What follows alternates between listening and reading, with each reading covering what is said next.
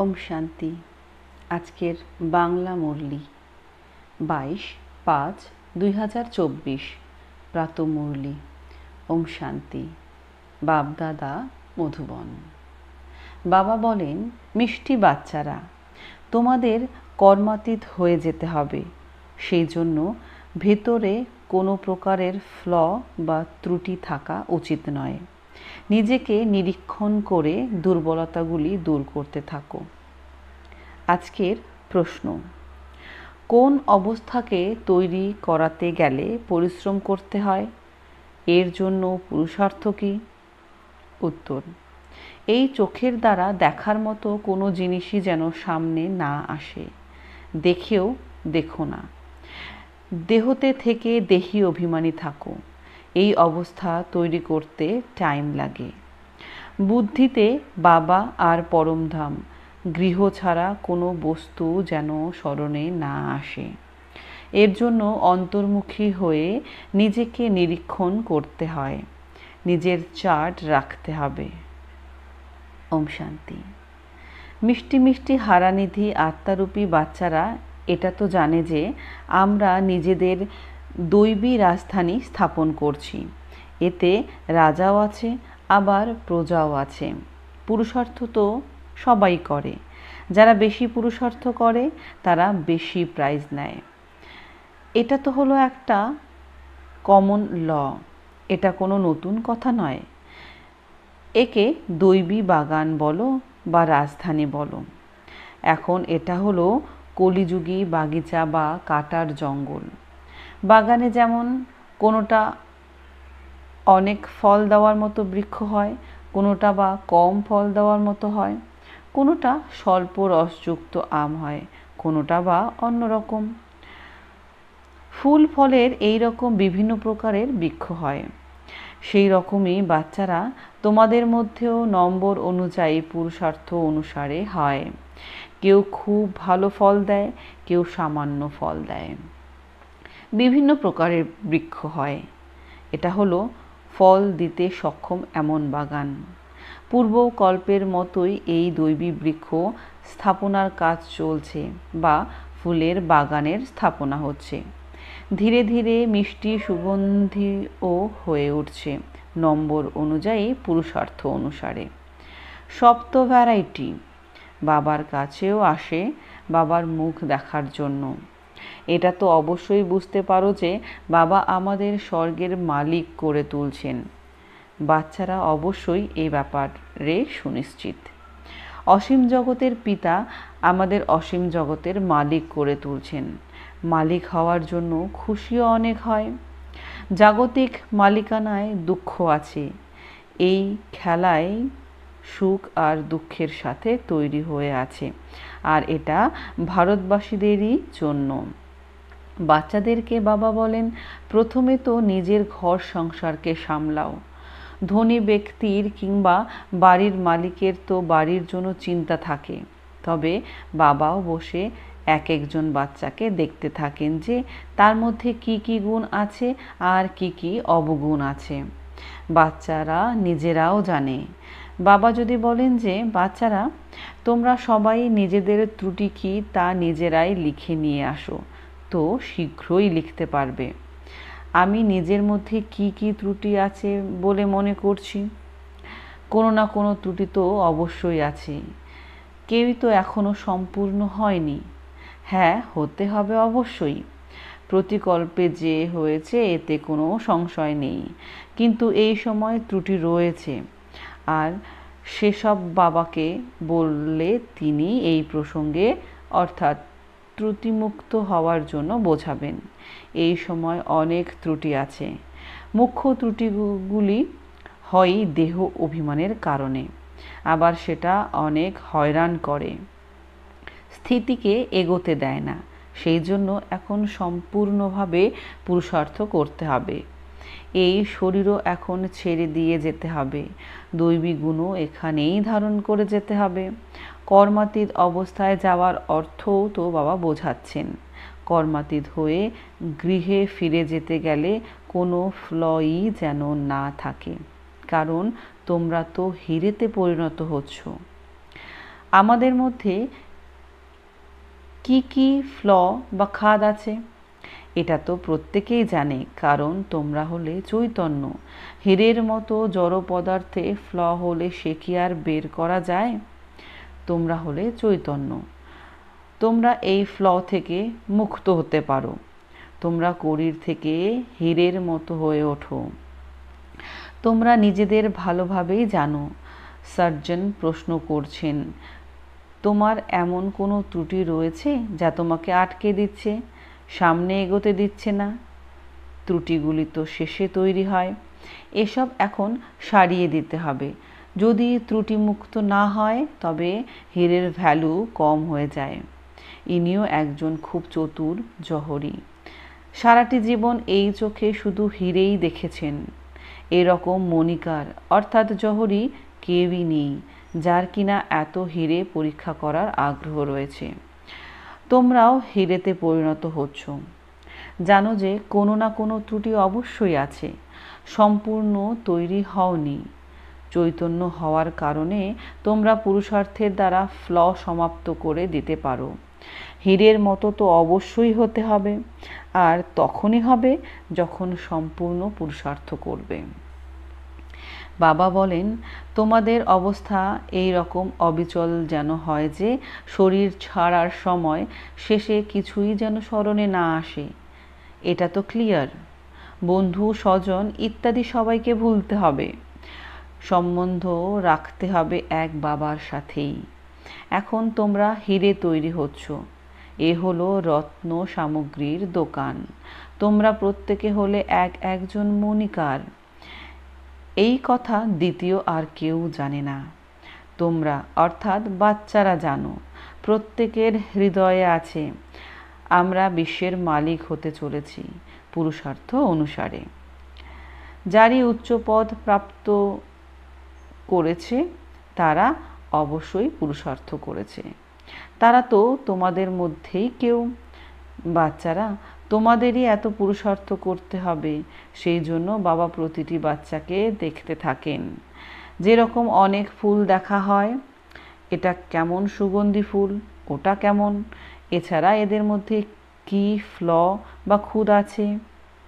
কারণ তোমরা হলে চৈতন্য।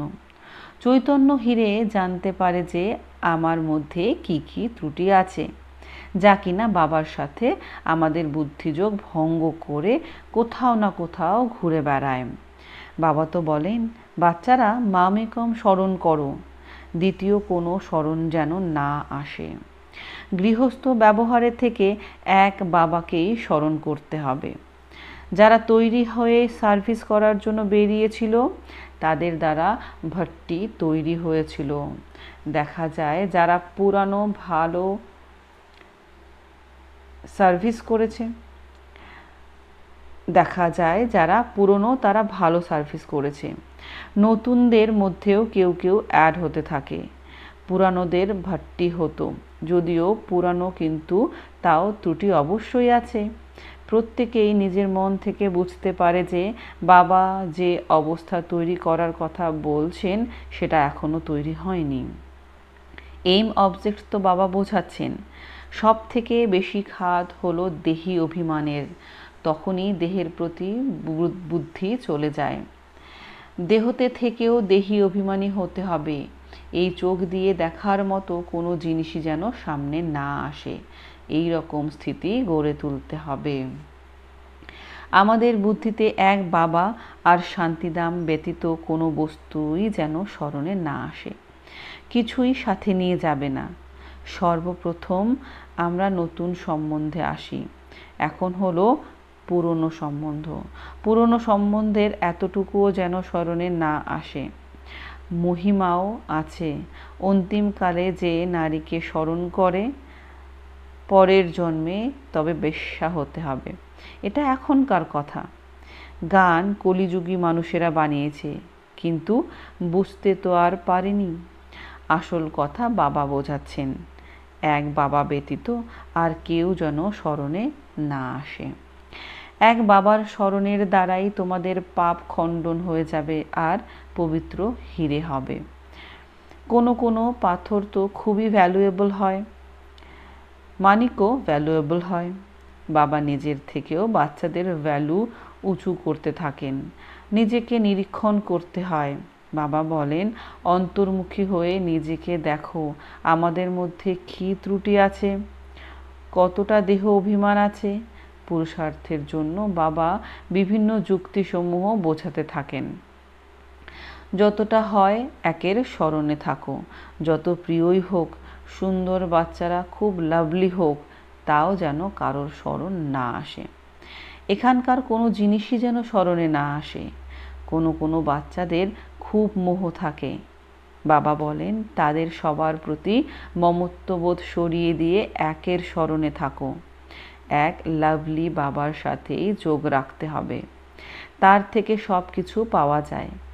যোগের দ্বারাই তোমরা ভালোবাসার যোগ্য, অর্থাৎ লাভলি হও। লাভলি আত্মা হয়ে ওঠো। বাবা তো হলেন মনোহর, অর্থাৎ লাভলি, বিশুদ্ধ, অর্থাৎ পিওর। আত্মাকে লাভলি পিওর তৈরি করার জন্য বাবা বলেন, বাচ্চারা, যত আমাকে স্মরণ করবে তোমরা অপরিসীম লাভলি হয়ে উঠবে। তোমরা এত লাভলি হয়ে ওঠো যে তোমাদের অর্থাৎ দেবী দেবতাদেরকে এখনও পুজো করা হয়। খুব লাভলি হও না? অর্ধকল্প তোমরা রাজ্য করো, আর তারপর অর্ধকল্প তোমরাই পূজ্য হও। তোমরা নিজেরাই পূজারী হয়ে নিজেদের চিত্রকে পূজা করো। তোমরা সব থেকে লাভলি হবে। কিন্তু যখন লাভলি বাবাকে ভালো করে স্মরণ করবে, তখনই লাভলি হবে। এক বাবা ব্যতীত আর কেউ যেন স্মরণে না আসে। তবে নিজেকে নিরীক্ষণ করো যে বাবাকে অনেক ভালোবাসার সাথে স্মরণ করছি তো। বাবার স্মরণে প্রেমের অশ্রু এসে যায়। বাবা, আমার তো আপনি ব্যতীত দ্বিতীয় কেউ নেই। আর কাউকে স্মরণে আসে না। মায়ার ঝড় যেন না আসে। ঝড় তো অনেক আসে, নিজের উপর অনেক নিরীক্ষণ করতে হবে। আমাদের লাভ বাবা ব্যতীত আর কোনো দিকে যাচ্ছে না তো। যতই অনেক সুন্দর জিনিস হোক, তাও এক বাবাকেই স্মরণে আসে। তোমরা সকলে একজন প্রিয়তমর প্রিয়তমা হয়ে ওঠো। প্রিয়তম প্রিয়তমা যারা হবে, একবার একে অপরকে দেখলো তো ব্যাস। বিবাহ ইত্যাদি করে না, পৃথক থাকে, কিন্তু একে অপরের স্মরণ বুদ্ধিতে রাখে। এখন তোমরা জানো আমরা সবাই একজন প্রিয়তমরই প্রিয়তমা। সেই প্রিয়তমকে তোমরা ভক্তিমার্গেও অনেক স্মরণ করতে। এখানেও তোমাদের খুবই স্মরণ করতে হবে যখন তিনি সম্মুখে আসেন, যখন তিনি সম্মুখে আছেন। বাবা বলেন, মামেকম স্মরণ করো তো তোমাদের জীবন তরণী পার হয়ে যাবে, এতে কোনো সংশয় নেই। ভগবানের সাথে মিলনের জন্য সবাই ভক্তি করে। এখানে কোনো কোনো বাচ্চারা তো দধিচির মতো সার্ভিস করে। সার্ভিসের জন্য যেন একদম ফুটতে থাকে, খুবই পরিশ্রম করে। তোমরা এটাও জানো যে বড় মানুষেরা এত বুঝে উঠতে পারে না, কিন্তু তোমাদের পরিশ্রম কখনো ব্যর্থ হয় না। কেউ বুঝে নিয়ে যোগ্য হয়ে ওঠে, তবে বাবার সম্মুখে আসে। তোমরা মনে করো এ লায়েক হলো কি না। তাদের দৃষ্টি তো তোমাদের মতো বাচ্চাদের সাথে মিলে যায়। বাচ্চারা, সুসজ্জিত তো তোমরাই করেছো। যারাই এখানে এসেছে তাদের সকলকে তোমরা এই বাচ্চারা সুসজ্জিত করেছো। বাবা তোমাদের করিয়েছেন যাতে নিজের থেকেও অপরকে ভালো করতে পারো। সবার তো নিজের নিজের ভাগ্য না। কেউ কেউ বোঝার লোক, যারা বোঝাচ্ছে তাদের থেকেও তীক্ষ্ণ হয়ে যায়। মনে করে এর থেকেও আমি ভালো বোঝাতে পারি। বোঝানোর নেশা উঠে গেলে তো সেটা আবার বের হয়ে যায়। বাপদাদা দুজনেরই হৃদয়ে আসীন হন। অনেক নতুন নতুন আছে যারা পুরানোদের থেকেও তীক্ষ্ণ। কাঁটা থেকে ভালো ফুল হয়ে পড়ে আছে, সেই জন্য বাবা এক একজনকে বসে দেখছেন এদের মধ্যে কি কি দুর্বলতা আছে। এই দুর্বলতা এদের থেকে যদি সরে যায়, খুব ভালো সার্ভিস করবে। বাবা যে বাগানের মালিক, মন চায় উঠে গিয়ে পেছনে গিয়ে দেখি কারণ পিছনে গিয়েও অনেকে বসে। ভালো ভালো মহারথীদের তো সামনে বসা উচিত, এতে কারোর মর্মাহত হওয়ার ব্যাপার নেই। যদি মর্মাহত হয় বা মুখ গোমরা করে তো নিজের ভাগ্যের প্রতি মুখ গোমরা করবে। সামনে ফুলেদের দেখতে থাকায় অপার খুশি হতে থাকে। এ খুবই ভালো। এর মধ্যে অল্প বিস্তর ডিফেক্ট আছে। এ খুব ভালো পরিচ্ছন্ন। এর ভেতরে কোনো মরচে জমে পড়ে আছে, তো সেই সমস্ত নোংরা বের করে দিতে হবে। বাবার মতো প্রেম কেউ করে না। স্ত্রীরও স্বামীর প্রতি লাভ থাকে যে, কিন্তু তার স্বামী তাকে অত ভালোবাসে না। সে দ্বিতীয় তৃতীয় স্ত্রী করে নেয়। স্ত্রীর স্বামী গেল তো ব্যাস হাই হুসেন করতে থাকে, বুক চাপড়াতে থাকে। পুরুষের তো যেন এক জুতো গেল তো আর একটা নিয়ে এলো। শরীরকে জুতো বলে, শিব বাবারও তো লং বুট। বাচ্চারা, তোমরা এখন মনে করো আমরা বাবাকে স্মরণ করব, ফার্স্ট ক্লাস হব। কেউ কেউ ফ্যাশনেবল হয়তো জুতো জোড়াও 4-5টা থাকে, নইলে তো আত্মার জুতো এক, পায়ের জুতো এক জোড়াই হওয়া চাই, কিন্তু ফ্যাশন হয়ে গেছে। তোমরা এখন মনে করো বাবার থেকে আমরা কোন উত্তরাধিকার প্রাপ্ত করি। আমরা ওই প্যারাডাইসের মালিক হতে চলেছি। হেভেনকে বলা হয় ওয়ান্ডার অফ ওয়ার্ল্ড। অবশ্যই হেভেনলি গডফাদারই হেভেন স্থাপন করবে। এখন তোমরা প্র্যাকটিক্যালে শ্রীমতের আধারে নিজেদের জন্য স্বর্গের স্থাপনা করছো। এখানে তো কত বড় বড় মহল তৈরি করে, এইসব শেষ হয়ে যাবে। তোমরা সেখানে কি করবে? হৃদয়ে আসা দরকার। এখানে তো আমাদের কাছে কিছুই নেই তেমন, যদিও বা বাইরে ঘর গৃহস্থে থাকে, এটাও বোঝো সব কিছু বাবার। আমাদের কাছে তো কিছু নেই, আমরা হলাম ট্রাস্টি। ট্রাস্টি নিজের কাছে কিছুই রাখে না, বাবাই হলেন মালিক। এই সব কিছু বাবার। গৃহে থেকেও ওই রকমই মনে করো। বিত্তশালীদের বুদ্ধিতে এই ব্যাপারটা আসে না। বাবা বলেন ট্রাস্টি হয়ে থাকো, যা কিছুই করো না কেন বাবার ইশারা দিতে থাকো। লেখে যে বাবা বাড়ি তৈরি করব, বাবা বলেন যদি বানাও ট্রাস্টি হয়ে থাকো। বাবা বসে আছেন যে, বাবা গেলে তো সবাই একসাথে আপন গৃহে যাবে, আবার তোমরা চলে যাবে নিজেদের রাজধানীতে। আমাকে আবার প্রতিকল্পে আসতে হবে পবিত্র করতে। নিজের সময় অনুযায়ী আসি। আচ্ছা। মিষ্টি মিষ্টি হারানিধি বাচ্চাদের প্রতি মাতা পিতা বাপদাদার স্মরণের স্নেহসুমন আর সুপ্রভাত। আত্মাদের পিতা ওনার আত্মারূপী বাচ্চাদেরকে জানাচ্ছেন নমস্কার। আত্মারূপী বাচ্চারা তার মাতা পিতা বাপদাদাকে জানাচ্ছেন স্মরণের প্রেম সুমন, সুপ্রভাত আর নমস্কার। ধন্যবাদ বাবা, ধন্যবাদ।